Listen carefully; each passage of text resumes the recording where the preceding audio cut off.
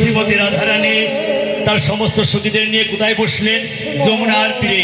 এইবার বসে রাধারানী বললেন, এই ললিতা, এই বিশাখা, এই আয়, আমরা যখন এই যমুনার তীরে এসেছি, এই যমুনার বালু নিয়ে একটি ঘট স্থাপন করে তারপর আমরা মাকে স্মরণ করবো।